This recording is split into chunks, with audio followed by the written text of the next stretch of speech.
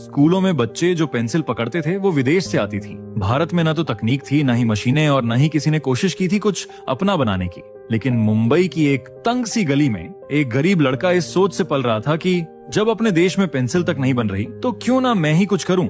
उस लड़के का नाम था भी जे सांघवी। पैसे इतने नहीं थे कि रोज स्कूल में नई पेंसिल खरीदी जा सके, लेकिन उसी तंगी ने उसके अंदर वो आग भरी जिसने आगे चलकर पूरे देश को अपनी पहचान दी। वो अकेला नहीं था, उसके दो दोस्त और थे जिन्होंने उसकी सोच को अपनाया। तीनों ने मिलकर ये तय किया कि इंडिया में ही पेंसिल बनाएंगे। लेकिन मुश्किलें सामने खड़ी थी। भारत में पेंसिल बनाने की एक भी मशीन नहीं थी। लेकिन सांघवी जर्मनी चला गया।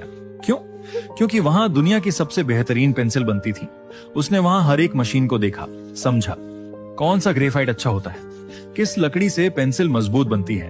हर एक चीज सीखी और सब कुछ सीखकर भारत वापस आया।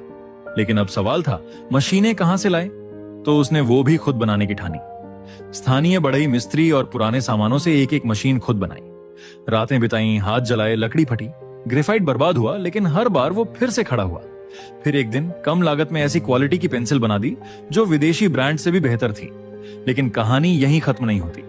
लोगों ने उस पर शक किया, देशी चीज चलेगी नहीं, इंडियन ब्रांड टिकेगा नहीं। लेकिन वो पीछे नहीं हटा और फिर उसने एक नाम रखा, हिंदुस्तान पेंसिल्स प्राइवेट लिमिटेड, और दो ब्रांड लॉन्च किए, नटराज और अप्सरा।